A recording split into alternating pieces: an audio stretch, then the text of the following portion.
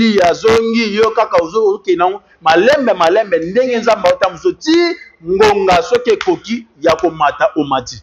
Mais aujourd'hui, les hommes de Dieu ne veulent plus. Baye bagdon na kobanda don na passe à continuer na bongo ti so nzamba tombote. Ye atala muninga kuna so mi mutuka. Muninga kuna so mi jeep menga au ministère ndenge nga na sala bo. Nga na za mutuka te nga na za eloko boete c'est que faut ba kotisi ba système ebele manque on a plus sikisi. Manque on a plus sikisi donc ba sangisi yango. Donc yo se sangani.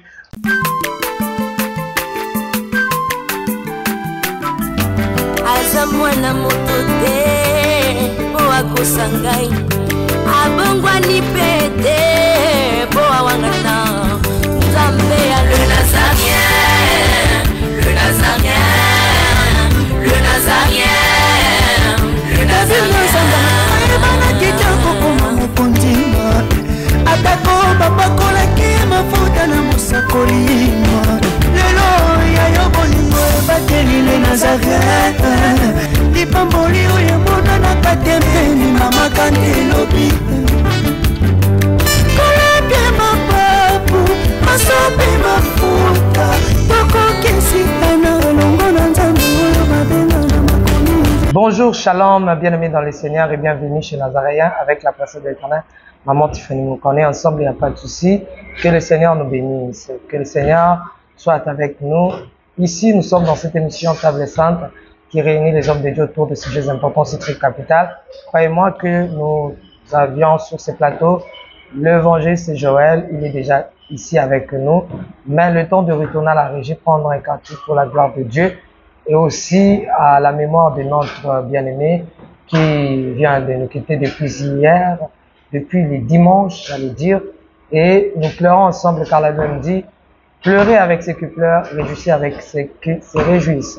À travers ces cantiques, nous profitons pour présenter nos condoléances à la famille chrétienne de l'RDC, aussi à la famille de notre bien-aimé qui nous a quittés, l'évangéliste et le pasteur, avec son ministère Farmalo, là c'est comme ça qu'on l'appelle, mais son vrai nom c'est Emmanuel. Que Dieu nous bénisse. Régie à vous. De la prière, nous voici dans ta présence. Nos cœurs sont séchés, Jésus. Nos larmes sans cesse coulent.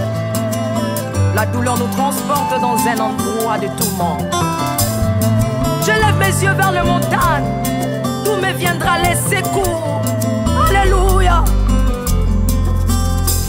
Ema yaya, ema nanga yaya, elombe o yaya, yonde ema nanga ema e, na pusani e, na belembi e, elombe nanga imokangoli, osalinga ingolu lelo, na pusani pona kolobelo, mabolongo ekiti na se, koluka yo domena basantu, dolembite koluka yo, ema e yaya, ema e yaya, ema consolateur, mitema ngoto memeli yo, etonda wana masolo ya kat, yakananu, fandananu, yokananu, losambwa basantu, borfelawa, baekoluka yo, bikomba pe, baekoluka yo, bavebebe baekolelelo e, ema nanga, ema nanga.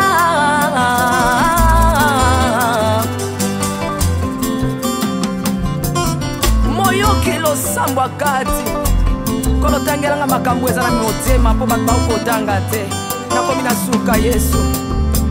Ema ya Yesu, mon ami intime, ya ye bolingo na ngai, oya motema, ya na yo, masolo ya kati, na betela yo ya, nzamba ba retraite, na ngai ya, nzamba ba zamba, Merci de retour sur ce plateau. Je dédie ces cantiques à tous ceux-là qui nous aiment, à tous ceux-là qui suivent les Nazaréens. Il est temps pour moi de dire shalom. Shalom à la princesse de l'île. Bonne santé, Evange. Santé bien, Nangola Nzambe. Kimia. Ah, la kimia tendeni, en tout cas, tout ça vraiment triste par rapport à Makambo, surtout, avec Kosali Malobi. c'est l'église corps du Christ et perdre penza azala qui important peu pour la mission et pour la musique chrétienne. On a perdu quelqu'un au Ayemba Banzembu moko, je crois bien édifié Batebele. Batebele Bayemba bazala peu dans na ba maladie, ba problème et tout ça se référera na ba chanson wana Ayemba ya Farmalo et tout comme ça. Maintenant aujourd'hui là à Tikibiso, c'est tout en total la vidéo comme on a liwa on ndenge zalelaki. En tout cas, ça fait très mal au cœur. Merci. Évangéliste, la vidéo en wana totu comme on a salut on ndenge nini comme on a que Moussa Nzamba zokufa batu ba kotala ata mutu moko te o aye ko porter secours na ye humanisme na mitema ya batu ezate sur le plan physique et puis sur le plan spirituel.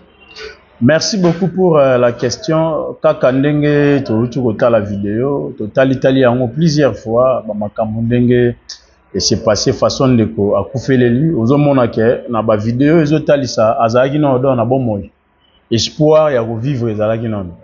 Parce que ceux qui ba ravitaye qui est na hôpital soit na centre moko ezalaki un peu plus proche. Ndeko alingaki a se rétablir même atalinga tikala don na ba défaut corporel mais du moins sur le plan ya mambotali vie souffle de vie alingaki azala na yango mais eloko vraiment o ekamusinga pendant que na zongeli ba vidéo on a plusieurs fois pour na kotala yango penza ko étudier vraiment qu'est-ce qui s'est passé pendant que mutu a wuti na kata accident lokolo mukwe bimi libanda ndenge dans bato bazotala na ndenge pe na talitala en plusieurs fois au donc monique mutu azaki don na passe mutu azobundana pe azotia maboko azosenga bato bazana pembe ndenge bazwaye basimba ye ba lukele solution mais eloko vraiment o ekamusinga vraiment don nazaki vraiment estomaqué pour dire que voilà la façon dont que bato baza donc se comporter. Il y a de cela oh bazo filmer na bango, il y a de cela oh ba telemi na bango donc bazo mona on dirait spectacle pendant que mutazo ke don na kokufa ba telemi na bango oh ya tali na oh wana pe kuta simba qui est croyant que akoka donc réunir même ata bato boya to simba to tia ata na 3 pines pour ba moto 3 pines pe banda donc koleka wana yepe atiki na yi ba o tu bazala ki wana bango nyoso tu na moni même ata policier mo kutu ayaki policier aye wana maintenant policier on a ndenge sopa kendela ki wapi sans suite. En tout cas eloko bongo e kamusinga ceux qui avant na to ya non kolobela peut-être na ba aspect mususu mais to kolobela non na ba aspect ya makambo etali nature non parce que la Bible dit la nature elle-même ne vous enseigne-t-elle pas donc c'est-à-dire tant ou tozwe bana ko vivre na sena moyo oyo esengeli humanisme ezala bomoto wana ifoto zala na yango esengeli ete bolingo wana l'amour du prochain esengeli ezala parce que tous nous sommes des Congolais même si ezala qui peut étranger mais sauver la vie d'une personne soit sauver une personne qui est en train de mourir en tout cas c'est très important d'ailleurs c'est la mission au Penzamba et bana au Satan na bassin nzambe pour dire que délivre ceux qu'on traîne à la mort c'est qu'on va égorger sauve-les. C'est ça aussi la mission que le Seigneur nous a donnée en tant qu'homme de Dieu, il y a délivrer pe bat. Alors so pe mutu musa na nzambe o batunyo su ba pamboma don na banzembu na ye. Ba o tu bazala yana pembeni ba yebi ke ayemba nzembo ali ni Farmalola. Maintenant ba moni mutu akomi na kata difficulté wana azobunda na pona liwa nani akoki donc kosunga ye po ba yeba na osala o esengeli po abikata batunyo surtout ba abandonner à son triste sort ba tiki bongo bazo kipete sikoyo caractère wana pe eloko ezokamusanga en tout cas batu wana bazalaki na quelle motivation parce que so bazalaki na motivation moko positive nde elingaki esalaka bazwa ndeko bakena donc c'est-à-dire ba motivation na bango ezalaki négative bazalaki na ba motivation moko négative oyo ezalaka ya ko filmer ya kotala nde kaka mutu azokufa parce que l'état pas lobi la non assistance en personne en danger pourtant mutu azokufa bon bino nyosu bozana mais bozo filmer. C'est une infraction, ils ont bien consommé. Ceux qui ont sali dans l'enquête, banane bazali pembeni. Oh azalaki wazaki batebele. Est-ce que kotombola ndeko wana ebandaki kosenga tracteur il faut ezoyer pour tombola non. Kaka 2 personnes, 3 personnes bazi basimbi batie na moto rapide bazu bakena et puis via moto ekozala sauver. Mais bazune ndeko basundolié batikié donc bolingo wana yango tant naza ko se référer directement na ma commune. Jésus-Christ a lobaki yango déjà lobi na ba ngonga ya suka la charité du plus grand nombre se refroidira. Bolingo penza ya makasi o sengeli batu baye bana kozala na yango na batawana ekoyeba na kokita. Bolingo kozala sute bolingo ekokita nde yango penza tomoni ke en tout cas ndeko vraiment sans pour autant que non gauche droite non mais na magambo etali liwa na ye bao nyon surtout bazaki pembeni wana ba sauver te baza na problème parce que Jésus a beta histoire ya muto azalaki abati donc ba betaki abanda ko kende ville mususu les bons samaritains tango yaki atali batu bazoleka batu bazole wana atali aleki ndenge mo basali atali aleki nde les bons samaritains yaki a sauver ndeko azuye ti akenaye na quelque part abongisi et tout consomme mais ce que et pas na ndeko yo ba bon samaritain ndenge bazaki te. Bon, tout qui est là sur le plan spirituel, l'homme de Dieu a qui était là, par malheur a qui était là. Donc, est-ce que, parce que, si tu as une humiliation, est-ce que Nzambe a coquille que son moksag n'a été appelé Msena Kimia, Nzambe a coco tika te Msena Kateito, appelé empêché Kaketea, Nandako a juillet, est-ce que Nzambe penda coquille que tika Msena Ebongo, Nandenga humiliation sur le plan spirituel, comment vous jugez cela?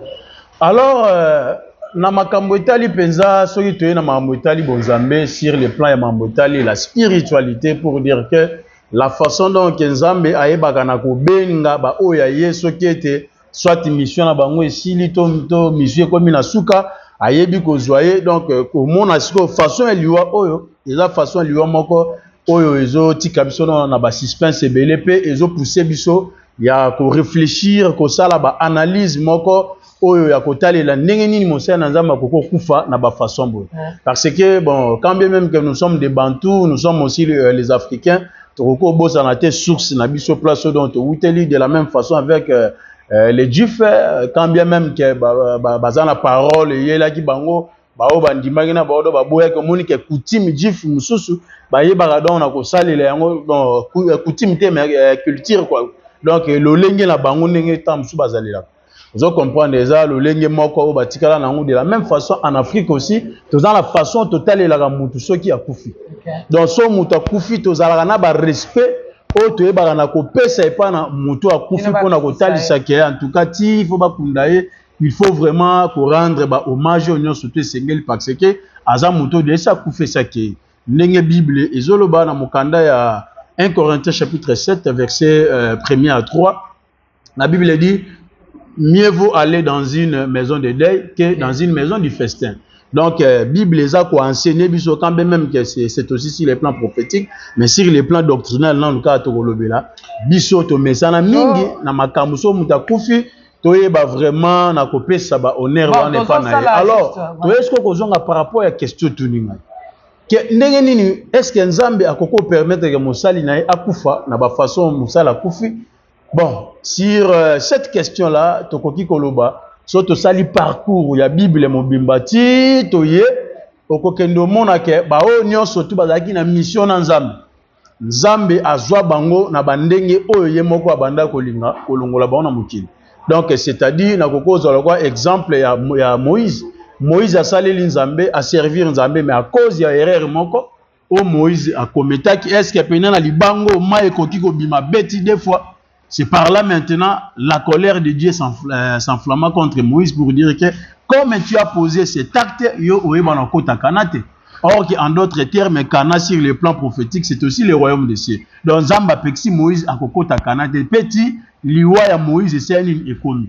Mais tant où liwa Moïse est commis, Jidi aye koye bisabiso, tant où Moïse a koufi. Siko Nzambe a zui donc corps à Moïse a tiki en obong.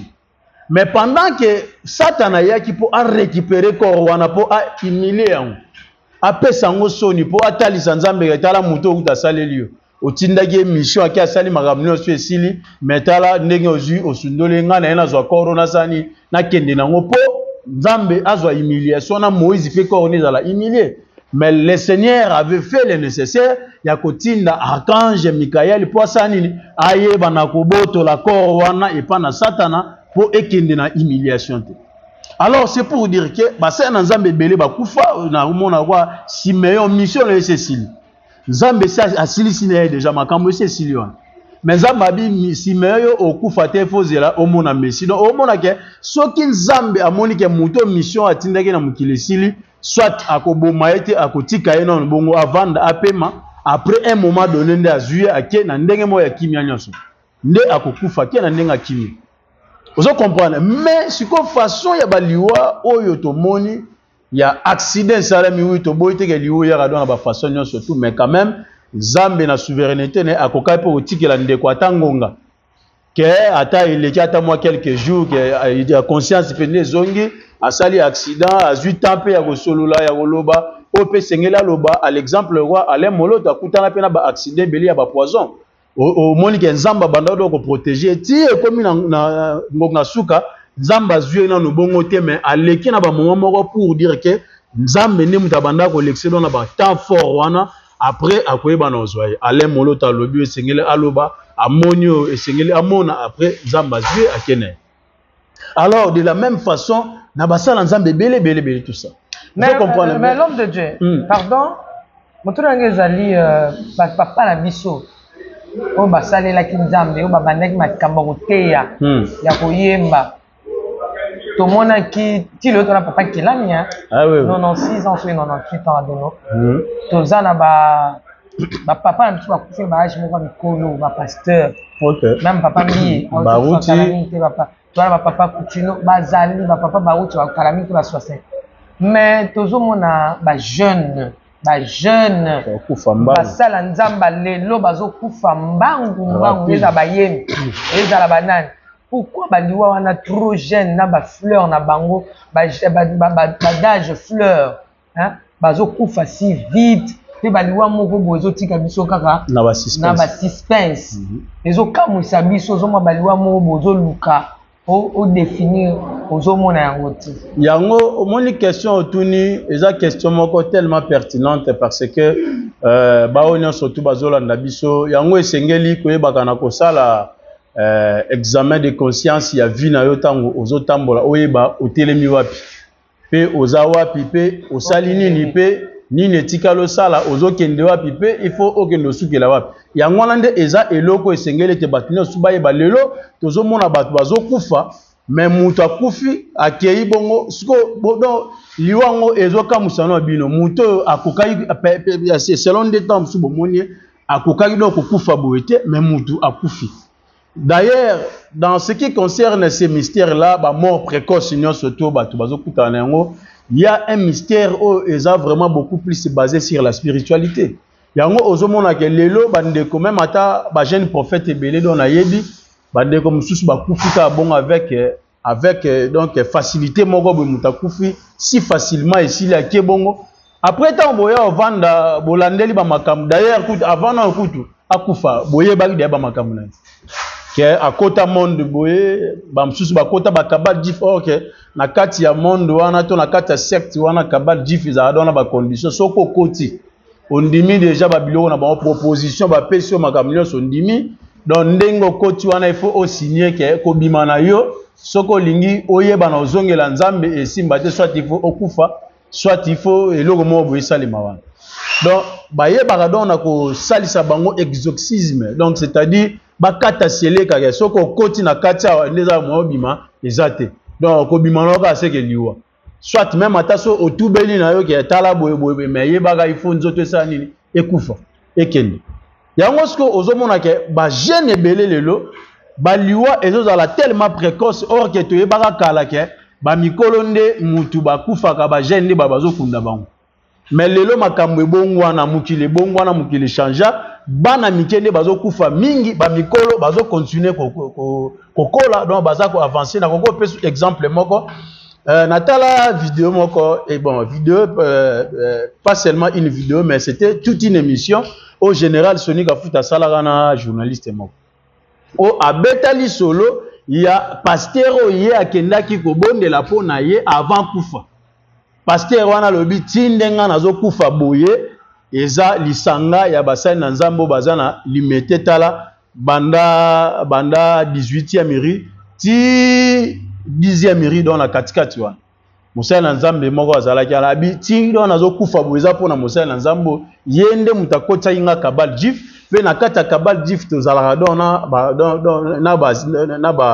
na nino don to salaka pacte quoi kende zabo yo soki makamuno ekomi na suka to omoni ke olingi soit obongola mutema en tout cas esimba te soit ifo kufa obela liboma ba biloko mo bebele nde musaya na nzamba na tubeli epa na sonika futa après avoir kotubela nde ayaki kokufa atangele na bakombo ya bato bakotaki moyen atanga do bakombo wana ezate po ezala vraiment sengo mingi te pona ba oni so bazolanda biso atangi na bakombo ya bapapa bato bakotaki kabadji est-ce que vous comprenez akufi bongo précocement kenaye kasi yango kasi eloko no tozolo ba ke ba jeune balingi sous vie à pasité balingi sous vie à ba épreuve te or que ce qui tozomona na Bible ezana enseignement moko et c'est pas ça na makambo etali liwa ya Rachel azobota mwana oyo azaki ye moko apese kombo Benoni qui veut dire le fils de ma douleur. Alors papa tango ya atali mwana abenge Benjamin qui veut dire le fils de la gloire. Donc maman atali ke ngai nazobota mwana mais nazala passe nazo souffrir nda pesi mwana na kombo passe. Papa kuna habité mwana esengeli atikala na pasité il faut kombo le pesa la kombo nini ya gloire. Donc c'est-à-dire elaxi ke mwana efa bana na pasi après ça nini ayeba na kombo na gloire amata. Vous comprenez? Or que la personne de Rachel c'est l'image de Christ. Et ça image de Christ mobimba sur la croix, ne Christ azo bana kopé sa naissance, c'est-à-dire na mwana azo porter des noms. Donc mwana azo porter des noms, c'est-à-dire la souffrance et la gloire. Yangwana c'est de la même façon avec l'église aussi. Ne Christ yana a botte église, nous l'église et c'est que tu bana porter des noms. La souffrance et la gloire. Yango église nyonso to ye bandika mbala moko paf. Bami tuka ko nyonso te tongami bongami bato batondi bota l'église na malala. Ata Céline na ata c'est nyonso na yango ozomona la commune. Il faut obanda na niveau ya souffrance nzamba alexaka muto. Mosaya na nzambe nyonso alekaka na ba moment ya épreuve. Na makamutali ministère parce que ministère ba yeba don na ko nourrir yango lokola mwana ozobokole malembe ku etelemi esali boy abeli azongi yo kaka ozokenango malembe ndenge nzamba otamso ti ngonga soki ekoki ya komata omati.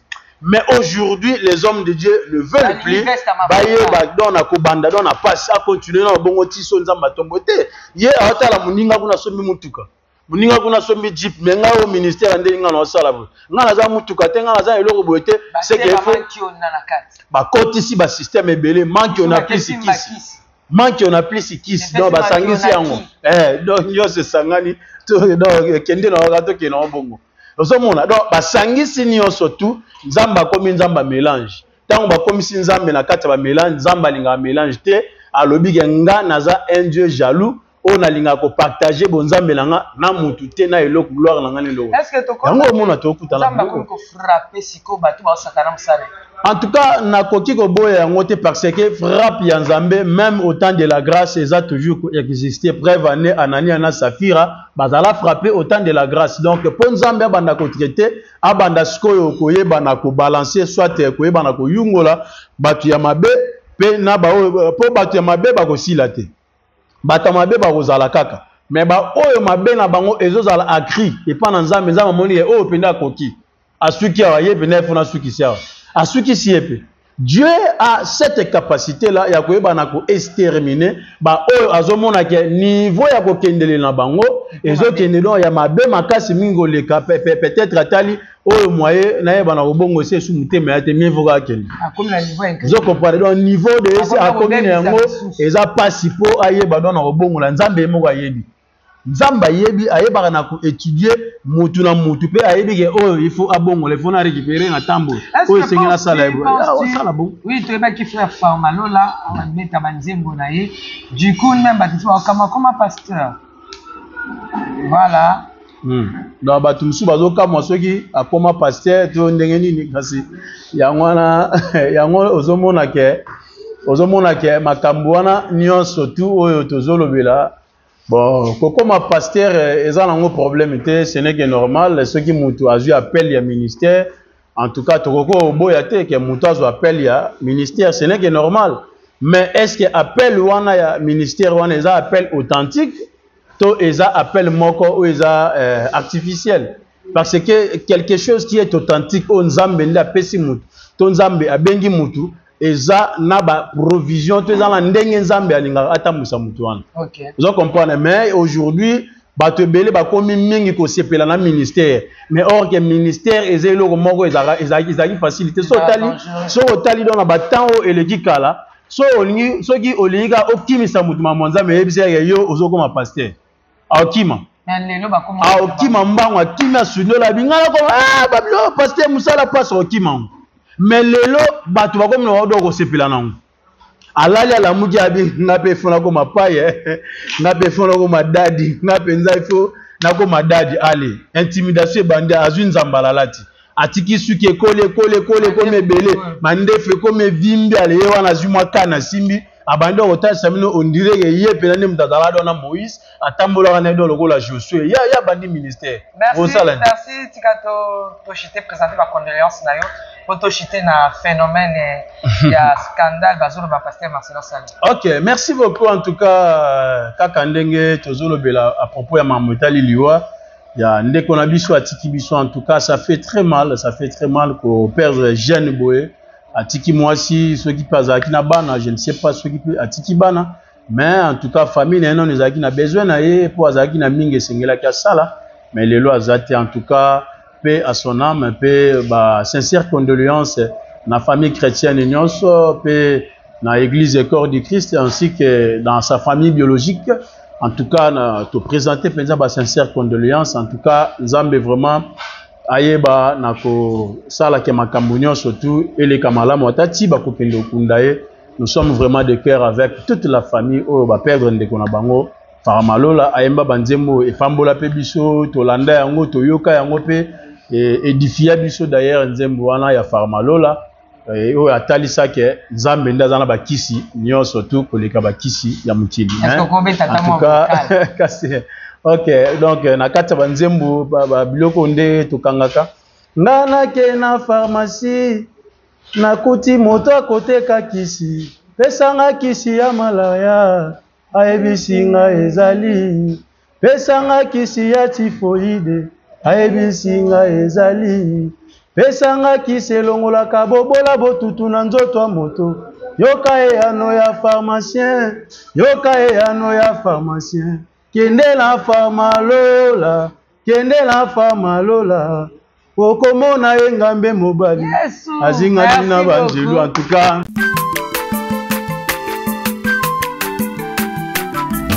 Aza mwana moto te po akosangai. Abongwa ni pete po awangana Nzambe ya le Nazarien